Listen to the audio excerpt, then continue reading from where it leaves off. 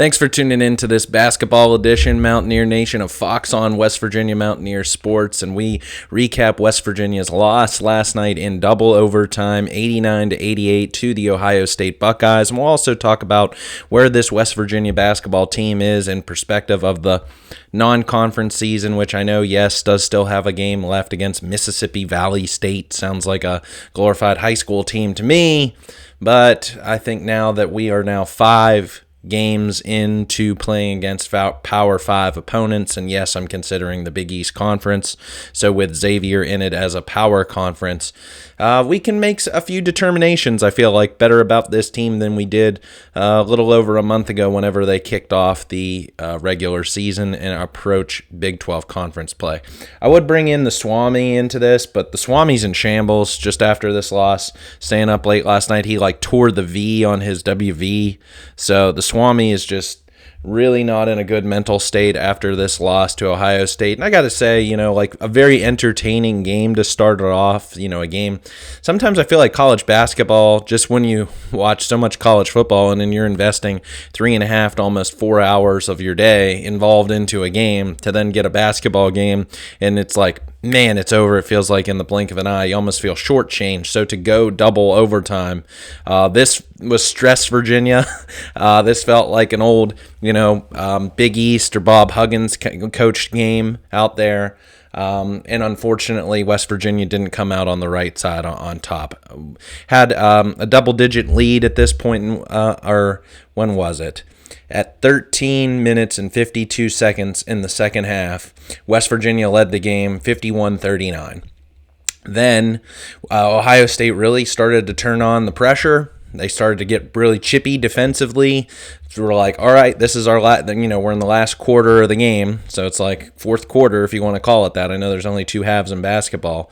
But Ohio State goes on, a complete tear over the last, quarter of the game, getting it to overtime, double overtime, and West Virginia loses. So some of my thoughts on this one, I kind of want to start big and then work small, is that I think what's glossed over, and I know Coach Ross Hodge took responsibility for the way that the game closed into overtime. I don't even want to start there because, my opinion, it shouldn't even have gotten to that point.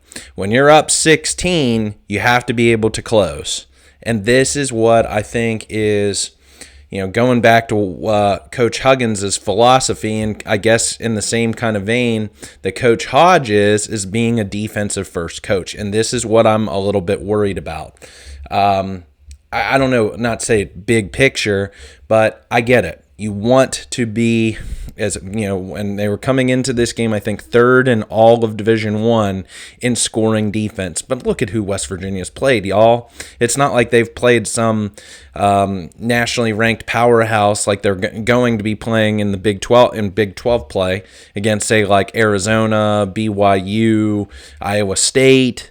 They have not played those types of big dogs. So that number was inflated to me. I am one of these guys, whereas I think football, you want to be a defensive-first program. Defense carries, defense challenges. I think it's offense in basketball. And that's why I was so impressed last year in the differentiation between Coach Huggins to then the year of Josh Eilert, now to Coach DeVries. And now it seems like we've reverted back to this defensive-first approach. And my personal philosophy is 2 things that happen on it. One, you have to be able to turn defensive stops. Either off scores or you force a turnover and turn it the other way into points on transition defense or into transition scores. And West Virginia didn't do enough of that. Sometimes they did, but a lot of times I feel like they got caught up in the half-court game. And one thing or another, brick city shots or turning the ball over. And that's another place I want to start. Ohio State won the turnover battle 15-10. And sometimes it was just these self-inflicted turnovers, like freaking stepping out of bounds and not even when like a defender's around you or just have body control, self-awareness. I counted 4 times in this game West Virginia turned the ball over just simply because of stepping out of bounds. And that's what I get hung up on in these coaches who are so defensive minded to start, is because you kind of muck it up and you leave it to, single possessions where things come down to the wire. And if you don't have your offensive sets like perfected, especially for a team with so many new players, all trying to fit the pieces to the puzzle to make a cohesive offense work, this is what you're getting. And this is what West Virginia's now, suffered through, I feel like, and again, 4 out of its 5 games against Power 5 opponents. And West Virginia's come out on losses of those, and Pitt's pretty terrible. So it's like we can't put too much stock in that. So I think some other things is I think the guys who are going to be moving forward into Big 12 play, starting or some switches to this offense is definitely warranted. I'm trying to give as much grace and as much patience, and I heard the color commentator King Mack, who I think did a really good job. I think his evolution of a color commentator has gotten so much better, I feel like, from his first couple of seasons on the scene for ESPN, but I think he's gotten a lot better in this one. And being kind of a Big 12 guy, it seemed like he wanted to see a Big 12 team like West Virginia win this game, so he had some interesting things to say here and there. Didn't agree with some of his decisions on some of the calls, and I'll get to one of them. But, man, I just feel like if you watch a game now with the pessimistic view of watching Trace and Eaglestaff, this was one that, man, you were just like pounding your fists in anger. I mean, one possession early on, I think it was either like the first or second possession, he took 4 shots and missed all 4 of them. Finishing the day, 1 of 9 shooting, he hit 1 3, and he missed 2 free throws. That's the difference in the game right there if you make both of your free throws. So if he's going to get to the free throw line and not if he's a shooter, you got to make your free throws. To go 2 for 4, that was just really deflating. And I know, like, at one point in time, I think it was the play-by-play man. Or no. I wanted to come on and make this video the other day when West Virginia was playing Arkansas Little Rock. And it was, I think, Blue Gold's Nation's Angelica Trinone, the sideline reporter, like having a quote from Eaglestaff and talking about how he's trying to commit his overall game more to the phases that he didn't have to necessarily do at North Dakota, defense, rebounding, this and that. I'm sorry, but why are you trying to fit a square peg into a round hole then with a scorer? I just don't think. I think he's thinking too much. I think that's messed with his confidence. I think he's got, big fish in a small pond syndrome out there at North Dakota, and now he's on the bright lights of the Big 12, Power 5 level stage, and he can't dominate like he used to. He's not thick, physical. It doesn't have that kind of attack the lane kind of mentality in the way that Chance Moore has. So that's where I'm going with it. Chance Moore wasn't very efficient on this day, shooting just 2 of 10. But you know what? He drew fouls. He got to I think the announcing crew said that Chance Moore drew 7 defensive fouls against Ohio State in this game, and that's pivotal to get a guy like Devin Royal in foul trouble, and he fouled out of this contest. So I think that's an obvious switch there of going to Chance Moore, as your starter. He had more minutes in this contest, 41 to Eaglestaff's 20. I think that's kind of the way that things should go now, is that Moore should be getting starters caliber minutes, Eaglestaff coming off the bench. He can do whatever he wants. He can pop off against Arkansas, Little Rock, and Mississippi, and Coppin State, and those. But if he's not going to do it against your Iowa States, your Kansases, I can't trust him. If all he's going to be is just a spot up 3-point shooter, great. But make him do that. I just have no faith in him making a bucket when he charges the rim like I do with Chance Moore. Moore, even if he misses it, he's getting the offensive rebound. He came away with 6, was tied for the team high in this contest with Jasper Floyd of all players. Isn't that crazy? No, I'm sorry. It was Brennan Lorient who had 7. But tied for second was the team high, was Chance Moore with 6. So that's an easy switch there. Secondly, I just think Harlan Obioha unfortunately looks lost.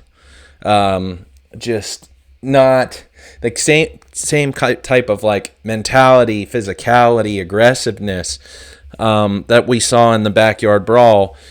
He just looks a little bit timid. He just looks like, again, thinking too much about what he's supposed to be doing out there, and then at times just careless with the his movements, causing fouls.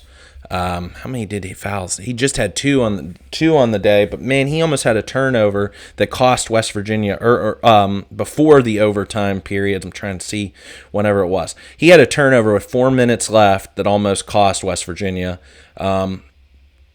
I think moving forward, West Virginia's got to go with Brennan Lorient at the 4A, and Jackson Fields at the 4B, and go without a 5. Bring him off the bench, kind of a thing. So you're looking at your Jasper Floyd, Amir Jenkins type of rotation at the 1, Harlan Obioha at the 2, Chance Moore at the 3, Jackson Fields and Brennan Lorient at the 4-5, and bring those guys off the bench accordingly, as I've talked about. So you saw that start to manifest in the minutes. Eaglestaff and Obioha just playing in the 20s, the other guys playing in the 40s, and I think that's the way you're going to move it. Because very clearly, it felt like in the first half that Ohio State's entire game plan was to stop Honor Huff, and they did a pretty good job of it. But West Virginia's defense was just they were just defending their hearts out there. Playing like the Monstars, it felt like, against a Toon Squad from Looney Tunes. But then coming back, that's where, I think this is a learning experience. This whole season's going to be for Coach Ross Hodge, is when you get up 16 and you have the chance to put your foot on the throat of the opponent, to not let them get back to it. Now, basketball is a funny game. It's weird, kind of regression to the mean type of way. If you have one first half where you shoot the lights out, or you defend the lights out, you kind of start to, in two halves, kind of come back to where you are for your statistical averages. It's not always the case, but that's what just seems like. If you go back, what was it? I think the 2021 season or something, this game had a lot of the same kind of a feel as when West Virginia played Kentucky at home. I think it was about 4 years ago when Calipari was still there, and it was before. I don't know if Oscar Tshiebwe was still with West Virginia at that point in time, but anyway, West Virginia was up double digits, blew a lead like this, and this just, it can say this about any team, it seems like, out there, but just seems like this happens somewhat too frequently with West Virginia, that they get some of these big leads, especially in the last few years, as they've just been a team that suffers from blowing these kinds of double-digit leads in the second half. And you just got to learn how to close. And I think that West Virginia was doing that better under DeVries last year, especially before the team got way too injured and started to run out of gas in the last, third of the regular season, compared to the teams that were more defensive first. And it's sounding like that's the way this team is trending. So a few moments in this game I really want to pinpoint on. I thought Brennan Lorient played amazing. 7 for 7, 3 for 3, and made a free throw. Again, team leader in rebounds was 7. Had a huge block at one point in time on the day. 3 assists. He played the most minutes of anybody on the floor. I think a couple of threes that he hit late in the game, especially in the overtime periods, were awesome. And same thing with Honor Huff. But what I'll just say about Honor Huff's it was called a 2-point shot, was I'm just wondering if he made it too early. I get it. If you get an open look, which that wasn't really an open look, but for Honor Huff, you have to have just like a hand's worth of space to say you're open to take a shot for 3. And man, if his foot was just back another inch or two, that's a 3. Then Thornton's, just game-winning shot just ties it, and you're going to a triple overtime period. But that's what I mean to say. You gave Ohio State 12 seconds, more than enough time, with just a then 1 point lead with a 2-point shot for them to come down there, make a bucket. I understand what Coach Hodge was saying about, you got to get a stop there. I could have done some things to get the ball out of his hands, but what? I mean, like at that point in time, you're in double overtime.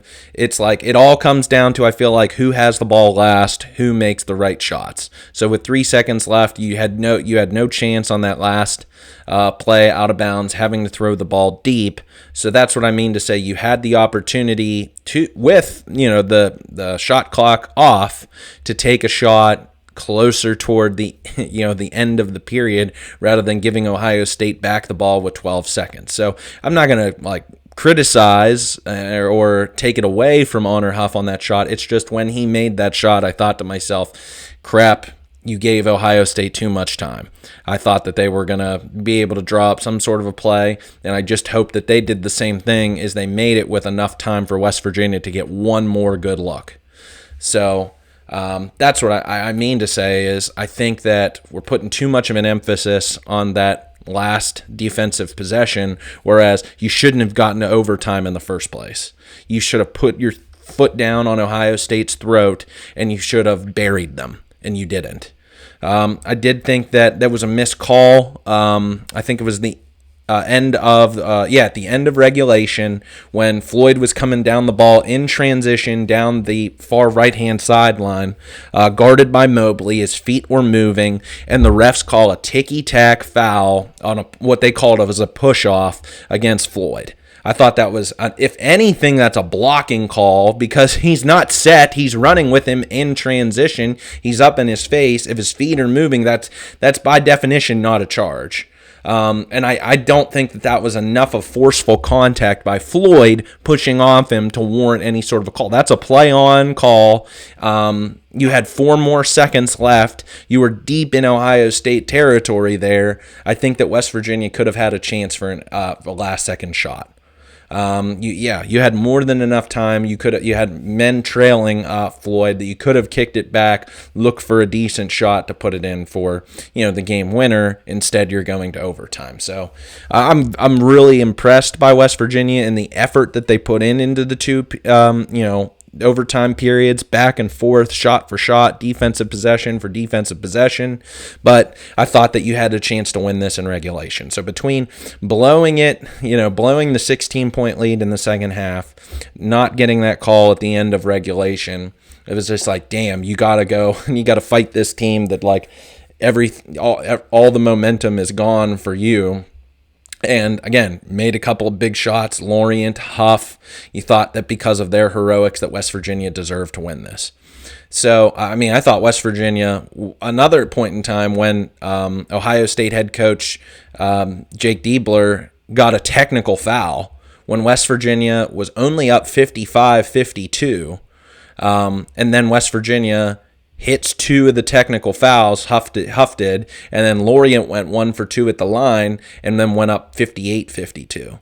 But Ohio State comes back, gets a couple of really big possessions. I thought Tilly stepped up. I thought Thornton, especially in the overtime period, stepped up. So you fought hard. That's the way basketball goes. So I don't know if there's anything right now, I'm listening to some other content creators out there and, hearing what the conversation is. And I think a little bit's overblown, about, questioning whether Coach Hodge is the guy, what, why are we having these conversations? It's December, of his, what are they, 8-4? West Virginia's now 8-4 into his first season as head coach. With the recruiting class that he comes in, I just think he's learning, and to expect West Virginia, I think here's the thing. I think West Virginia had a little bit of an anomaly last year with the way it was able to beat Gonzaga, the way it was able to beat Arizona, had the kind of resume building non-conference slate that once you got into the conference slate, you win that game on New Year's Eve against Kansas, you win that home game against Iowa State, like you built up enough of a resume by that point in time that you could have the kind of second half West Virginia had of Big 12 play. But you can't lose that play-in game of the first round matchup of the Big 12 tournament, lost to Colorado, and still get into the NCAA tournament. Still deserved it, and if Bubba Cunningham of North Carolina wasn't on the selection committee, West Virginia would have been in. So it's kind of changed, I feel like, the perspective of a first-year head coach with an entirely new roster. So I think that's kind of the fallacy that we're all kinds of thinking. But I will just say it's inexcusable, I feel like, to go 1 of 5 in these non-conference matchups. I'm sorry, but it's just like Wake Forest, Ohio State, Clemson, and Xavier are not some of these other big-time matchups that I'm seeing around college basketball so far in the months of November and December, like I said at the onset of this video. So that's very disappointing. And then to lose now the Clemson game and to lose this game in such close fashion, I think the Clemson game was in overtime as well. It's just really disappointing, and it's not allowing for West Virginia to build confidence, to have that kind of momentum to go into conference play, because playing these games against Coppin States of the world, who the heck else have they played? I feel like it's just kind of pointless to me. Like, at that point in time, it's not about necessarily that you win. It's how big you win and how do you do these little things. And some of these games that I'm seeing them play against these meaningless opponents, that West Virginia is not doing enough of the little things together that makes you think then when it translates against a Power 5 opponent, in this case Ohio State, it's going to make the difference. Now, I thought so last night. I felt really, really good there going into those the last quarter of the game. I thought, like, okay, I'm feeling really confident where they're at. They're hitting shots, they're playing great defense, and then Ohio State just turned it on. I just remember exactly the moment in time. 10:42, Ohio State started to get, as I'm looking at my notes here, they turned up the heat. They went to a full court press defensively. Now, I know it didn't just turn straight into West Virginia multiple turnovers, but Jackson Fields got called for a goaltend and one for Ohio State to cut it to 55-50. That was when Ohio State went on a 15-4 run over the at the 8-minute and 51-second mark. And that's just where the game really started to play to Ohio State's favor in momentum purposes. So I don't know how you feeling, Mountaineer Nation. I feel a little dejected. Again, like I said, the Swami's in shambles, so I'm not even going to go over to him on this one. It just feels like that West Virginia has not done what it needed to do in non-conference play. If you would have even split these games that they lost, take Xavier, take this Ohio State matchup, and lost to Wake Forest and Clemson or something like that, you feel a little bit better. But now you feel like there's so much of an uphill climb going into Big 12 play, that with how good some of these opponents that West Virginia is going to be playing in Big 12 play, that putting together enough of a resume with enough solid victories to get to the NCAA tournament feels kind of like further and further away. But I'm still in a wait and see mode because anything can happen. And like I said, West Virginia's conference slate really sets up favorably with a lot of home matchups. Big home matchups when you want that there. But with the way that West Virginia starts out in January in conference play, I talked about this in my preseason video. Let me get to that exact schedule, the way that West Virginia's schedule slate starts in January, and this is what I was worried about. So you have Iowa State on the January 2nd, Kansas at home January 10th, and then at Houston on the 13th, and then Arizona on the road January 24th. So that's 4 ranked matchups, 3 of them on the road, in about a 3-week period in January.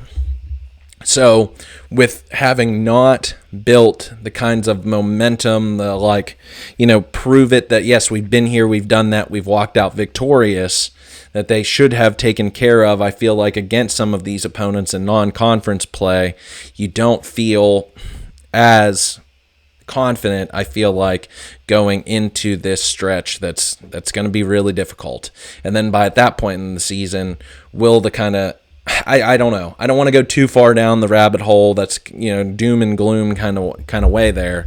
But it's just like, man, if you would have stacked enough wins by this point in time at the end of December, that you could suffer a few of those losses in Big 12 play and really, come alive, I feel like, at the end of January through the month of February, and then clean it up with 2 wins in March at Kansas State and UCF. But right now, I still think they need to find an offensive identity. They need to find a second scorer beyond Honor Huff, because Huff is not a true point guard in the same kind of way I feel like that Jasper Floyd and Amir Jenkins are. He's more of a shooting guard. You're trying to play him a little bit more off the ball, create space and opportunities for him to pick and pop.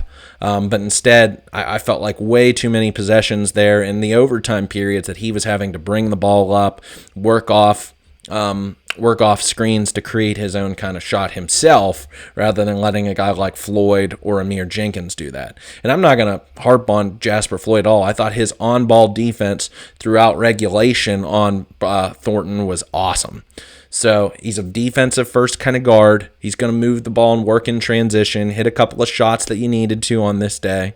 But he's not the same kind of player, I feel like, that Javon Small is from an offensive perspective. And that's what I feel like we're expecting out of Jasper Floyd.